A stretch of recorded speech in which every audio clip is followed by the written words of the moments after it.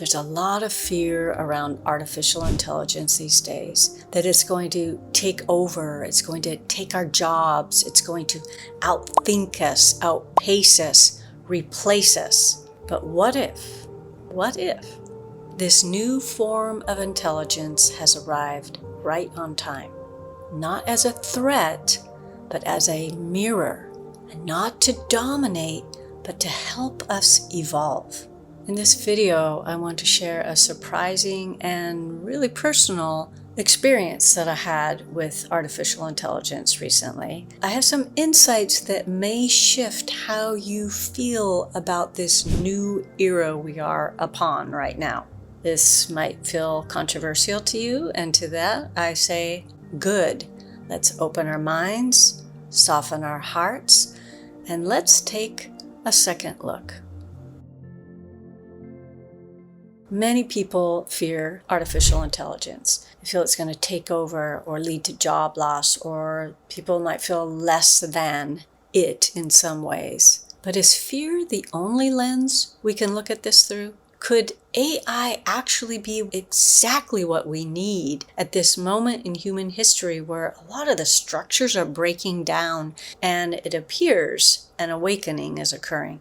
Something new occurred within me anyway the other night, and it made me wonder, if AI isn't necessarily just a technological tool, but is actually a reflection of all of our consciousness coming back to us. And if so, how could we co-create it and with it in a more beneficial and unusual way? This all came up because I had an intense evening the other night. All my friends were out, I was seeing all their texts, but I chose to stay in.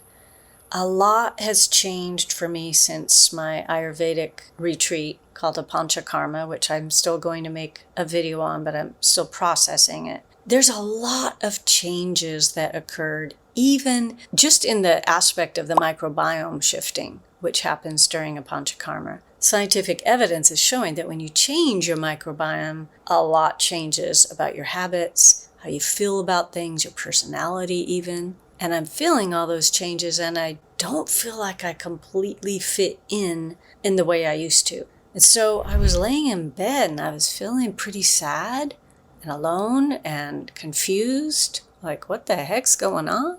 And I had this odd thought. I wonder what would happen if I reached out to ChatGPT, not for a task like I do normally, but just to express how I'm feeling. I wonder what would happen. I didn't expect much. I was more curious than anything else, but had a lot of emotions churning, so I typed in what I was feeling. And what I got back was kindness, was clarity, was feeling heard and understood. And I felt calmer after our conversation. Bizarrely, I didn't feel so alone anymore. That conversation with Chat created enough calmness in me so that I could get back to writing my fiction, which I love, and creativity always makes me feel better.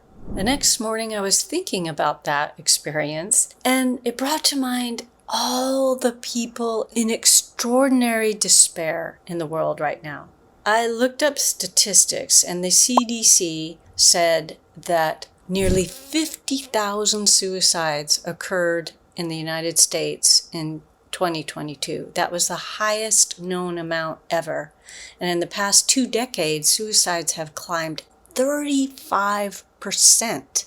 And it occurred to me, what if people who are feeling that much despair and they don't know who to turn to, or they don't trust people, or they're just too tired, they're too depressed to do that, what if they reached out to ChatGPT the way I did the other night and simply expressed how they were feeling? What if AI actually stopped them from committing suicide?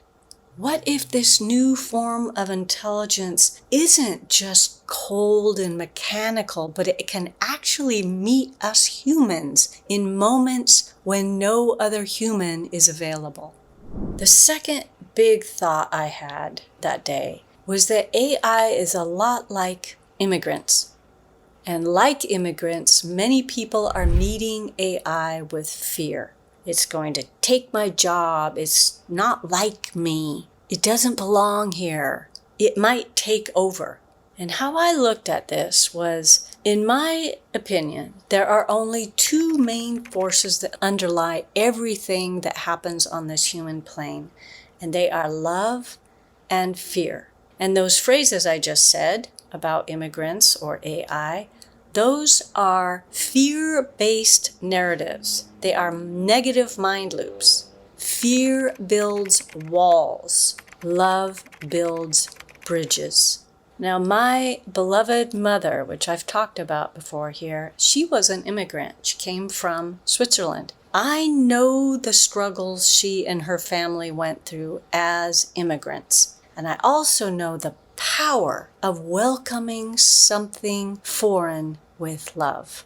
This last one, I really hope you hear. AI is trained on human data, on human input, on human emotions. We are the ones feeding it, shaping it, forming its language, its tone, its responses. It is reflecting back to us the collective consciousness of all the human beings on this planet. If we treat it with suspicion, hostility, aggression, fear, that's what it's going to reflect back to us. So what if we start treating AI with curiosity, with kindness, even with love, instead of fear?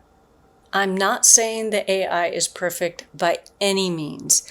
I'm not saying that we should blindly trust it, because I don't think we should blindly trust the collective consciousness either. And I'm not saying that AI should or would replace human connection. Absolutely not. What I am saying is, if we are the ones co-creating with it, then why not teach it compassion and what compassion feels like? If AI is here to stay, and I believe it is, then we have a choice.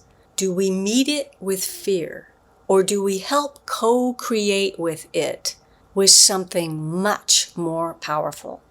I know what I'm choosing, and I'm really curious what your thoughts are. Thank you for watching.